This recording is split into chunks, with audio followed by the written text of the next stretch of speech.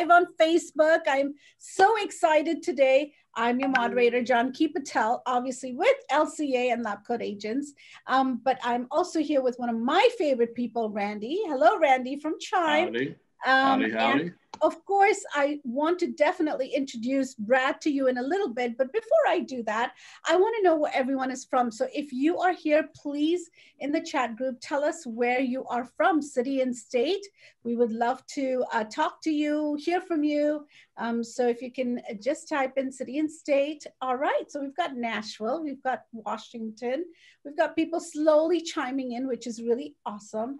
So today, guys, we're really focused in on talking about team building, right? The team with Chime, and I'm so excited to present to you, Brad.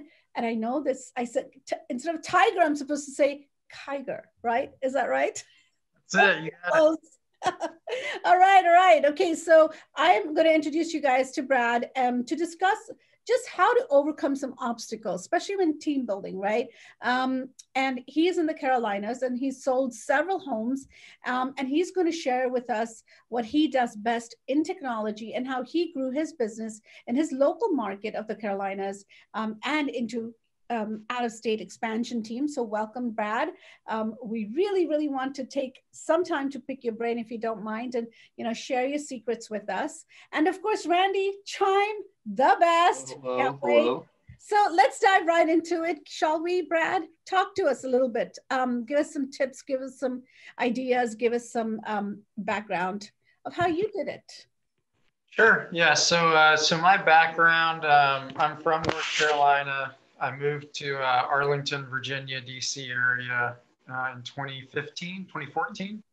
I was a school teacher there for a year or two. I got a real estate license to sell 3 homes a year to supplement my teaching income. I sold 1 house. I got my license in 2016. Yeah, 2016. That's, I joined Keller Williams. I started reading Millionaire Real Estate Agent, and that summer I sold 1 house, and I quit teaching and went into it full time. And the rest is history. Yeah. So I think, I had a really fast start. Well, my first 6 months I didn't sell a house, and then I ended up selling my first full year in 2017, I sold 22 million. And then the next year I started building a team. We sold 37. The next year we sold close to 60. And then I moved to North Carolina and kept my team in DC. And we're probably going to finish out around 35 million or so this year. We're sitting at about 20 so far this year. And I run I'd grown a larger team, and then I moved to North Carolina. Really didn't plan on selling any real estate in North Carolina, more so working on the investment side of things. And then I just started selling some houses here, and it's a different market, but less competitive, I feel like. I think, you always hear things are different in different markets, and I never really believed that. But yeah. Once we moved and we got here, and I basically started doing a little bit of the marketing we were doing in DC, and I got 10 times the results. And I was sure, the price point may be lower, but there's more fish in the barrel, I guess, to speak. So, and a lot less competition is what I felt like. So now I sell real estate here. It's me and my brother. We just started in January this year. He just got licensed in January. So we've sold about 20 properties. We'll finish out the year probably around 50 to 60. Very nice. Very impressive. So yeah, I've tried, kind of the way that I built my business was, very beginning was mostly prospecting based. It was just trading my time for money, right? So FSBOs, expires, I did open houses, I door knocked. That's pretty much how I did all of my business. And then, and now I've kind of flipped it. I do a ton of marketing now. So now I leverage my money for my time. So I do a lot of marketing, a lot of direct mail. We run ads through Chime. So doing those kinds of things to get the phone ringing and then converting those leads from there. I think Chime is amazing. And I know that you have Chime, but I also have Chime. And I love the different platforms it has because it really does zone in into your individual based business, right? So Randy, talk to us a little bit about the different platforms. Like you have your individual platforms, but you also have what Brad has and what I have is the broker platform of it as well. And it'll help you with the expansion teams, correct? Yeah, absolutely. So one of the limitations of so many other pieces of technology is that you get the two different databases bundled up into one. And when you mix up a DC buyer with a NC buyer, then you've obviously made a pretty big mistake, right? And it's harder to pull reporting and hold agents accountable and all of that. So on the flip side, you don't necessarily want to be managing two different CRMs. So what's nice about what Chime has brought to the table is that someone in Jonky or Brad's position would have a single sign-on login where from a 30,000 foot view, you can actually review review the business numbers, how much revenue, how many transactions are going on based off of each location. Or office or different teams if you're managing multiple teams and you just want them to have different CRMs. And then if you wanted to get into the weeds, you can click specifically into the CRM that represents that location or that office or that team.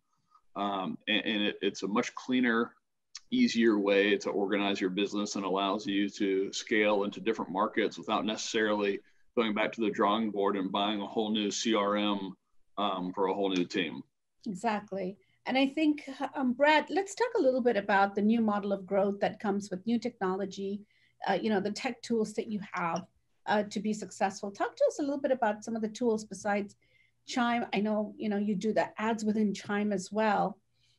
What else have you utilized that has helped you with the growth?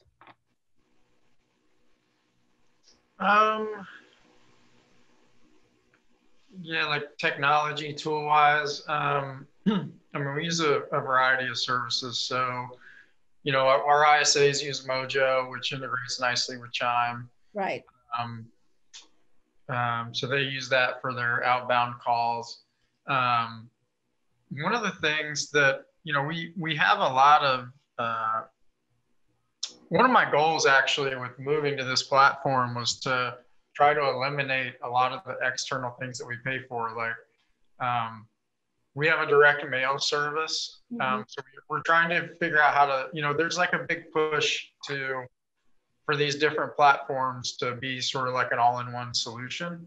Right. And I don't think anyone will ever get there fully, but I'm working on some cost savings as far as like we were able to eliminate Agent Legend, which is something that we used for a long, long time. It's like $600 a month. And if you don't know what that is, it's basically like you upload contacts to it or they get imported through like Zillow or like we do expires and FSBOs and all kinds of, we put basically everyone in there. And then it just attaches drip campaigns to them. So like text and mainly text. It does email too, but we used it for the texting. So we were basically able to build all those platforms out in Chime and have now been able to eliminate that expense. So so that's one. And trying to think like technology stuff that we use. Probably AI. You use AI?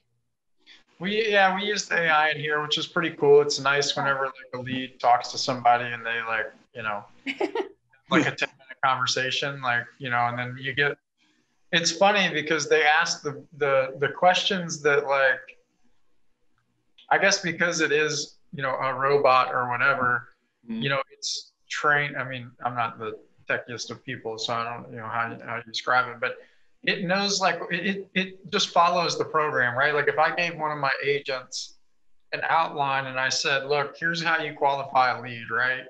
You number one, you ask them, let's say it's a buyer lead, right? Like number one, ask them what caught their eye about that property, right? Number two, ask them about the location, ask them about the price, ask them about, you know, being pre-qualified, ask them if they're working with an agent, right? The nice thing is that AI just follows that program. And so you'll log in and they'll, you know, have had a conversation at midnight and it'll tell you like what the buyer's price point is, where they're looking, you know, what's important to them about the location, you know, et cetera. So all those things make life easier. And I think that's what the tools are intended to do, but they're not a replace all for Sure. actually following up and making, like, you know, because if you just left it at that, right, then that lead's just going to sit there. It's then being, you know, it's basically just a way to warm people up. You still have to have the, you know, people on the other end, either, you know, yourself or, you know, agents on your team that are making those follow-ups thereafter. Oh yeah, no doubt. I mean, the idea with a tech tool like the AI assistant with Chime is to help ease the burden of following up with leads and identifying who is an actual ready to converse style lead, right? At the end of the day, with all of the online leads being generated, you have to be a human to more humans because we're still in a people business, right? But you can't, we can't recreate any more Jonkies. We can't recreate any more Brads, right? So we need to figure out how we can imitate that and scale it. And that's exactly what the AI assistant will help you do. And I'll tell you this, actually, great AI assistant story. My fiance and I were at the beach this past weekend for 4th of July, and we're hanging out down there, and I look over her, and she's looking at her phone, but she's not doing anything. She's just looking at it, just I've done that several times. And I'm like, "What, Ariel? What are you doing?" Yeah. And she goes, "Oh, just watching the AI assistant." And she just sits there and watches the AI assistant have a conversation, gets the locations, gets the price point, bedrooms, bathrooms, do they need financing? And then the AI assistant got the information they're looking for and said, "Okay, I'll send this information over to Ariel and she'll be in touch." And she goes, "Okay," waits like 30 seconds and then picks up the phone, calls, "Hey, just spoke with my assistant, blah, blah, blah, set the appointment for next week when we get back from the beach." Put the phone down. Yeah. It was a 2.5 minute process, got the appointment set, and now we got to go back to enjoying the beach. Yeah. And that's an everyday occurrence. Right. That's basically setting the appointment, and then after that, once AI does so much of it, and I've seen a lot of experience with AI, some good experiences with AI as well, and it's worked phenomenally for us as well. Brad, talk to us a little bit about managing the team. You know, when you're at home and away, obviously that comes with advantages and disadvantages, right? What are some of the advantages that you've seen managing your out-of-state teams just with the Chime platform? I mean, overall, I don't think there's really any advantages to not being there, you know, in the grand scheme of things. But yeah. The platform helps as far as I can see everything that's going on. Mm-hmm. So I can kind of be like Big Brother looking at the system. And so, you know, in both of my Chime accounts, I look and see, I basically do like an audit pretty much I try to do it every night, just kind of like, when I'm just kind of, you know, end of the day, like watching TV or whatever, I'll just grab my laptop and I can look and see, you know, what new leads were inputted into the system, any of the, what follow-up tasks have been falling behind on, you know, what, if someone inputted a lead wrong, like, you know, our process is pretty straightforward as far as like how leads go into the system. As far as like what groups they get assigned to, where they go in the pipeline, what tags get assigned to them. Yeah. You know, we have different rules that you have to follow. Like you can't just throw a lead in the database and just have it be like a new lead with nothing attached to it. So just making sure that everything's entered correctly, that all the follow-ups being done and that things aren't falling through the cracks.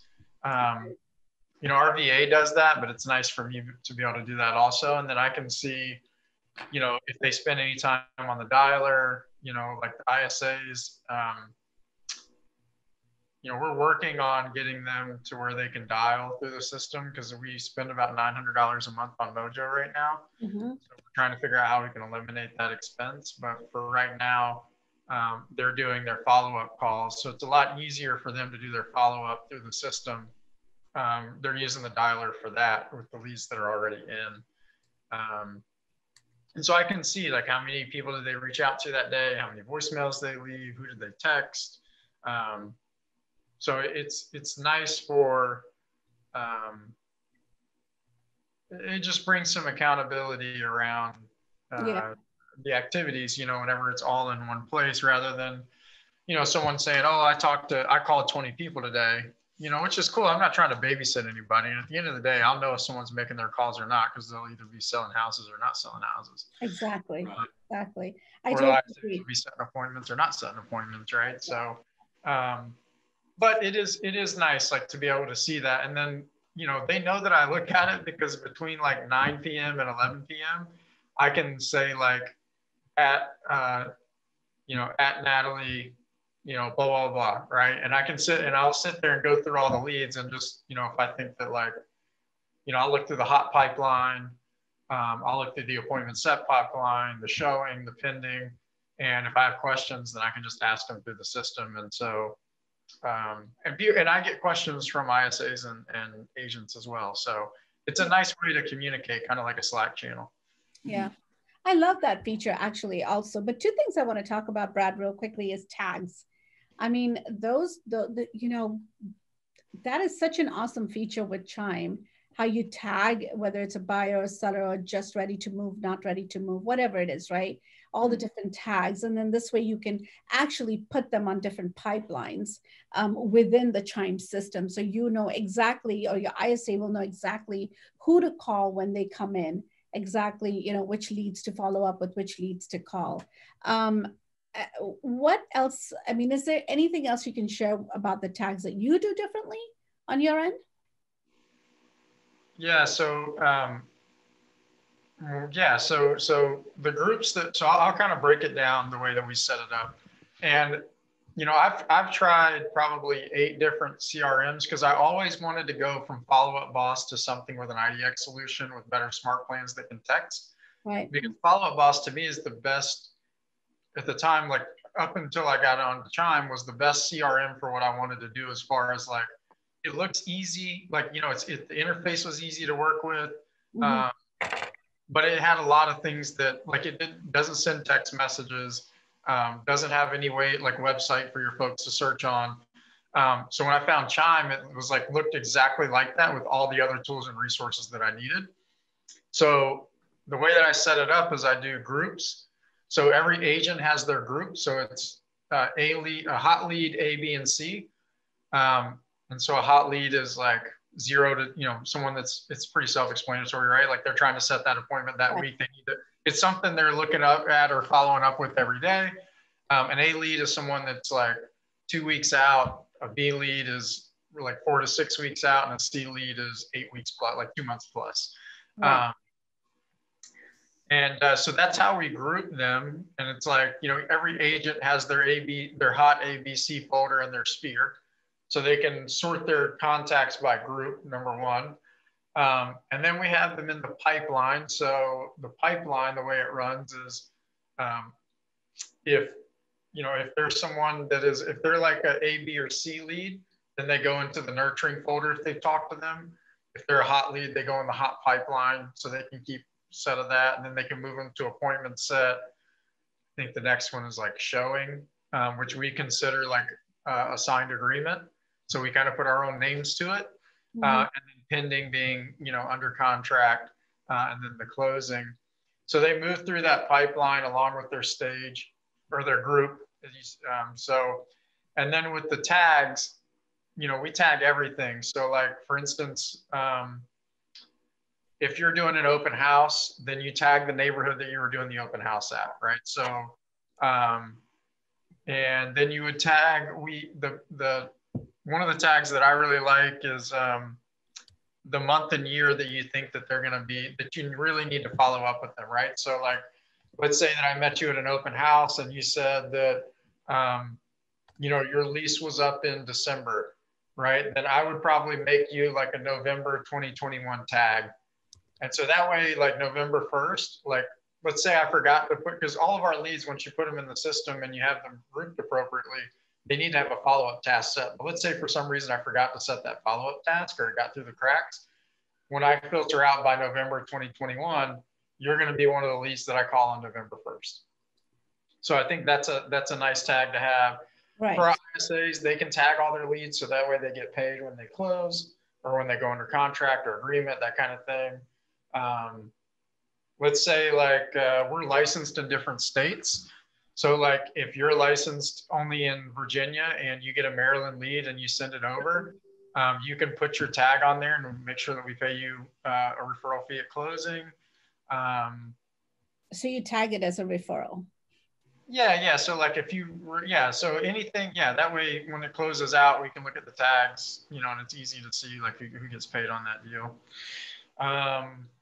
You know, as far as the ISAs as well, you know, to me, it's like, you don't want to have too many groups. Like you want, like we only have 4 groups, right?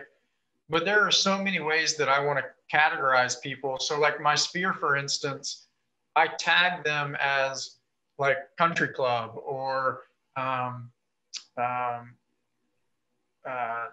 like golf friends or like high school or because I might be doing something and want to invite all my old high school buddies to it.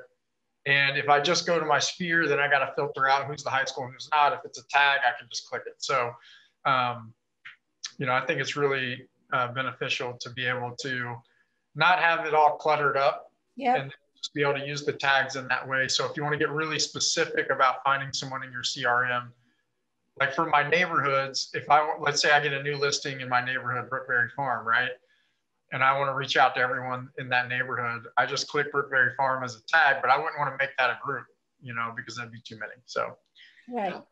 And I love the different. I wrote a few notes down that I really liked. Brad, the tags to determine your follow-ups versus tasks. I liked that a lot because tasks become a graveyard for agents. Right. I mean, if I went and looked right now, I would get super anxious because there's probably Same here. Absolutely. I get really, like all the text messages I'll get, I'm like, I don't want to see these tasks because they're so long. But I love it because our director of ops manages our systems. She puts them into follow-ups. So it's under her pipeline and she does a follow-up at the end of the day. So it helps. I love that idea, the follow-up idea as well. Yeah. The best part about the follow-up task is, so, you know, of course, we all know that you're going to get a graveyard of follow-up tasks. That's just the name of the game. And then one day you basically just like buckle your ass down and knock it out. Yes. But it'll pile up for time until you set that day. But the way that you can set a task and then you can have it send you a text reminder at the due time, those are really, honestly, those are the tasks that those are the only ones that I really, and then once a week I go through and look at my follow-up task. The ones that text me, I'm like, well, you know, those are like my hot follow-ups, you know, like buyers, your ace, this follow-up, right? So that's a super nice feature for it to text you through the. So for clarity, you'll set some tasks that do not text a reminder and some tasks that do. Yeah, like let's say, like if I know, you know, like if Randy, if I know that I've got to follow up with you next Thursday because you said you wanted to meet next weekend to sign a listing versus a guy that says, hey, give me a call in a couple of weeks, you know, check back in, right? I'm going to set my follow-up task to set that appointment with a text reminder that says, Randy wants to meet this weekend, call his ass, right? Versus my other task, which is like, you know, guy wants me to follow up, you know, in a couple of weeks. Like that one's not as urgent as the guy that told me, hey, I'm out of town for a week and next week call me because I want to go on. Right. And which he one gave you is a date and time. Exactly. And which one is a more credible lead, so to speak, right? Yeah, Yes. I mean, I just want to ready, willing, and able to. I just want to work with the most motivated people. Exactly. Go ahead. Sorry, I had a few things I wrote down I wanted to ask about. I found the A, B, and C timelines in terms of the leads ready to buy. I found the specific timelines pretty interesting. I thought they were pretty short and specific. Did that change recently, given how quickly homes have been moving, or is that just the way you've always done it? So we used to do hot leads 0 to 30, 30 to 60, 60 to 90. Mm-hmm. I shortened it because I found out that, or what I've learned is that most agents are a couple of weeks behind on their follow-up, and that's why I shortened it. Sure. Okay. Makes sense. Yeah. I just, it's like, just to be, honest about it. That's why I shortened it.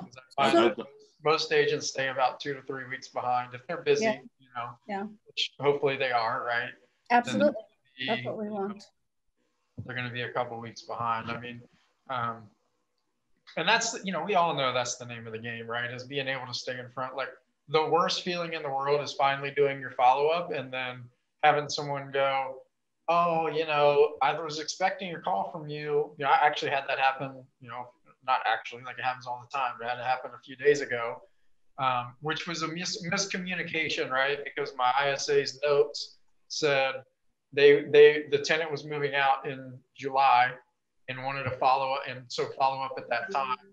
And the lead had said they wanted a follow-up call like in May, so I was about a month late or 2 months or whatever following up with but that's, but then that's an opportunity to go back and tighten that system up, right? So right. So I have Amanda Smith here asking a question, Brad. What level of production did you reach as a solo agent before you started building your first team in DC? That's a great question. I was on a team my first 6 months. I sold maybe 10, 12 houses. And then I went solo, but I never really went solo. Like I left the team, but I retained the transaction coordination service. And she was awesome. You know how some of them are like, I'll only do this, and I'm 9 to 5, and I'm this and that, and blah, blah, blah. So I had to fire one. Yeah, she was like my assistant. I mean, she would write listing agreements for me. She would write contracts. She would send out addendums at 10 o'clock on Saturday night. Like, she basically, now, like, I looked it up one month, she made like $6,200, right? So, like, she charged for it, but I was totally cool with it. She was good at her job. At that point, I looked at hiring someone, but up until then, and that was about like 8 or so,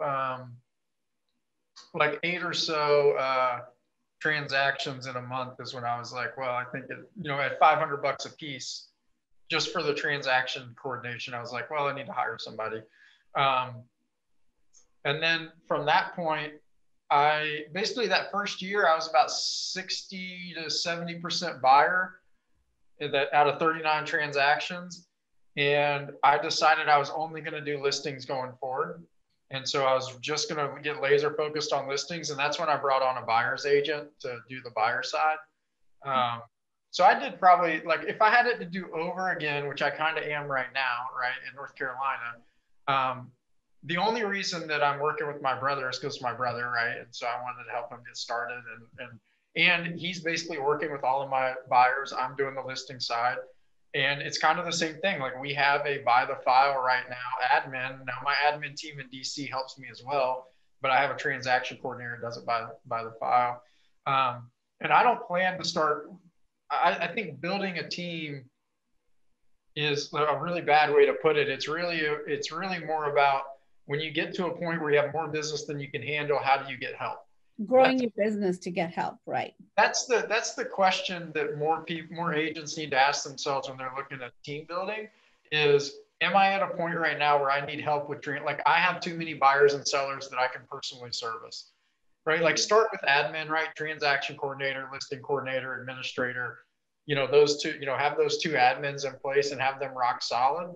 And then, if you get to a point where you know, really most of the time it's on the buy side that agents are getting burnt out because you're showing so many houses right now. So, you know, some of the short-term solutions, right? Can you find a new agent to show your buyers for, you know, 15 or 20% or, you know, $50 a showing or whatever, right? Even if it's more expensive, like I would pay $100 a showing is what if I were, you know, maybe not 100, maybe 50, I don't know, something like I would pay enough that it would make sense for someone to want to go do that, right? Right. I mean, you got to look at your average transaction. Let's say if your average transaction is $10,000 commission, I would easily pay 15 to 20% of that towards a showing agent. So either say, hey, I'll pay you 15 to 20%, or say, you know, the average buyer that I have sees 15 homes. So I'll pay you up to $1,500, $100 a showing or whatever. So that's exactly what we do, Brad, on our team, is that I have a showing partner. I hate showing home. Well, I love showing homes, don't get me wrong, but it's, yeah, it's time consuming. I'd rather focus on the listing side of the business, right? It takes you have to schedule it, which is a nightmare getting it all scheduled if you have 4 or 5. So there's the basics right there at least. Then you got to go drive half an hour to your first one. It takes 3 or 4 hours to show 5 properties. I mean, that's like 6 hours to show buyers. And most people have to take a buyer out in this market at least 2 or 3 times, sometimes 5 or 6. So you start compounding that and you look at your dollar rate per hour working with buyers, it's not very and really it's all about leverage, right? At that point, Brad, when you start building the team, you have to think about leverage. You have to think about your tools, your technology that you have. And by the way, just everyone that's right here, just wanted to let you know to start following, obviously, Brad Kiger. I feel like I butcher your last name, and I apologize if I do, but please check the Chime, the link that we just posted here. It's chime.me/affiliates LCA. It's right there in the chat box. You guys will really benefit from that because he is amazing. Do follow him as well. He's put in his handle right there as well. He is really giving us tips and ideas about how to grow your teams or how to build out your teams. And, you know, obviously in conjunction with Chime. And that has really been phenomenal, even for us on our team, Brad, because when I started doing this with Chime, we just saw all these little things popping up and all these wonderful ideas to wait. Oh, I could do this. I can do a landing page. I can, you know, do smart plans. I can create and reestablish smart plans. So this is really, really good. I'm so glad we connected. I know there's a couple of more questions coming in. James had asked, how did you find your first buyer's agent and any lessons learned from that? Yeah, I think my first buyer's agent was just like somebody that wasn't busy that, you know, that I was like, hey, come help me, basically, which probably isn't best practice, right? So like lessons learned would be, my best people that are in my organization are people that sought me out after they saw things that I put myself out there a lot on social media. As a, you know, I do a lot of, like I teach classes. I do a lot of things where people can look at me as like a resource for the real estate business or real estate, you know, industry or whatever. And what I found that, you know, because the things that I teach on are the way that I practice my business, right? So like I teach classes on prospecting and I teach classes on, you know, I have a class 0 to 20 million, which is like how I went from, you know, 0 to 20, right? And so when I did that, I started attracting the people that were attracted to those things, right? To the way that I do business. So, and I've tried to bring people on all kinds of ways, right? Like, I mean, texting every agent in my market, hey, you know, I'm looking to build my team or whatever, right? Like just, I've tried hundreds of different ways, but I think the best people are the ones that, you know, you put yourself out there, like your personality, your style, like your authentic self and how you go about your life and your business and, you know, give back to the, you know, agent community, either like in your brokerage, in your, you know, however it is in your world, right? Like be involved in that agent community and you'll have agents that'll start reaching out to you for opportunity. What were some of the ways you got involved in teaching these classes? Like, let's say I want to go teach a class. Where do you start? So, it's, the first couple I did were like my brokerage, brought them, like I went in, went and taught a class for the brokerage, on what I specialize in, right? So if you go to your broker, and let's say that you're a badass in networking, right? Go to your broker and be like, hey, I love networking. I'm really good at it. I'd like to show other agents how I network. And your broker should 100% be like, yeah, you should definitely do that. How can I help? To where it just kind of built up to where like now I'm in the LabCoats organization and I say, hey, I want to do this. And LabCoats is like, cool, go do that. Yeah. So, I would start out with, figuring out what you're really good at and how you want to be perceived. Like if you ask people in LabCoatAgents, like who is Brad Kiger, they'd probably say like, oh, he's the dude that cold calls on live, right? Because that's what I used to do all the time was hop on here and cold call live. So like people that know me would associate me with that, which is cool because those are the type of people that I want to hire and be in business with. Right.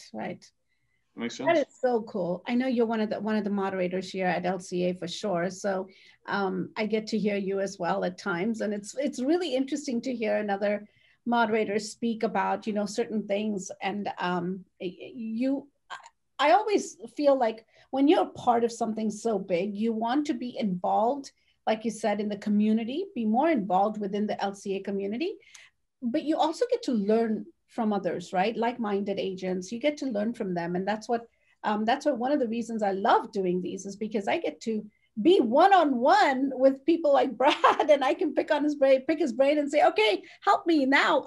This is what I do. Let's compare apples to apples and see, am I doing the right thing? It gives us some kind of affirmation to saying, yes, we are in the right path, right? Because you align yourself with like-minded people and successful realtors. And that's really awesome. Anything else or any more information you can give us, Brad, into the insights of your business?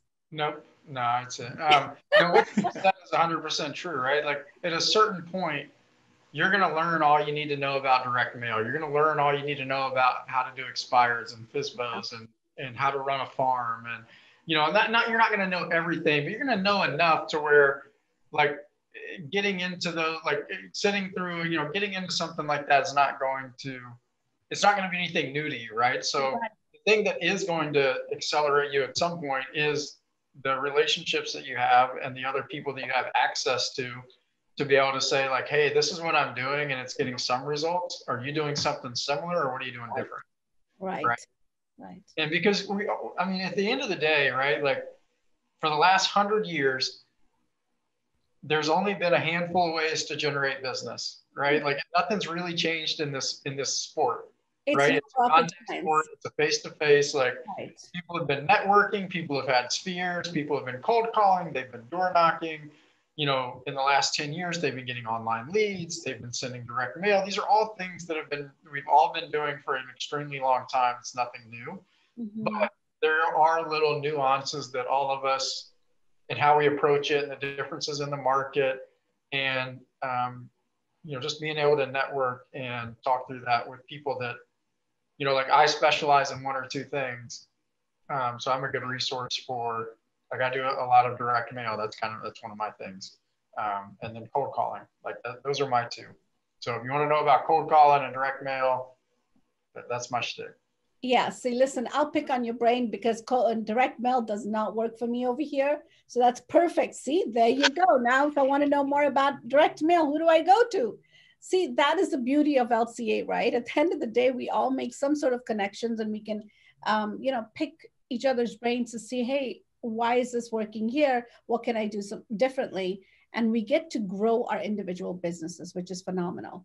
All part of course, LCA. And by the way, just FYI, everyone, we are being recorded. So this will be available on LabCoat channel, YouTube channel. So please do subscribe and you can hear Brad and all the different tips that he shared with us at your own time, whenever you need to. I know Amanda just said, I like the Q&A sessions while you're driving to the airport. See, that's the beauty of this, right? You're driving to the airport, you're going for a jog, you're going grocery shopping. Yeah, okay, see, perfect, great. I'll have to do those. I'll have to get out and fly more. There you go. Yeah, I'm ready to do that too, Brad. Oh my gosh, yes. Can't wait for that. Anyway, Any last minute thoughts, comments, questions? Anything else, Randy, that we can talk about that I missed? Anything else anyone wants to hear from Brad? Please do let us know. I would just point out that Brad mentioned, that there hasn't been anything really all that new in terms of how you acquire business. And there's a, dozen or so ways, but there's two that he specialized in, right? So there's two that he was attracted to, either because he liked doing it, he was naturally good at it, what have you. But he picked two, and that's his specialty, right? So pick something and get really, really good at it before you get worried about, implementing direct mail into your marketing, right? Get really good at whatever you're doing now, and then add something else. Don't try to spin all these different plates at once, because you'll drop them all. And stick to what works. In the beginning, pick, if you're not good at anything, pick one and get really good at it, and then add two, and then add three. And usually for me, two's been enough. I mean, I do those two plus Sphere, and that I pretty much rock and roll with those three. And the thing is, be consistent in what you're doing, right? You just don't do it 1 month and 2 months and then give it up because it's not working. That's one thing I can say. And another thing I want to say is, don't try to reinvent the wheel. The wheel is already created by, top realtors like Brad himself. Just copy and paste. That's all you got to do, in your area, in your market center. Well, anyways, gentlemen, it was a true pleasure talking to you. Thank you so much for hosting. Oh, thank you, Brad, for coming over. And I got a lot of information from you. Thank you. Thank you. Thank you, Randy, as always. Talk to you soon. Thanks, John. Thanks, Brad. Y'all take it easy. See you guys. Cheers. Cheers.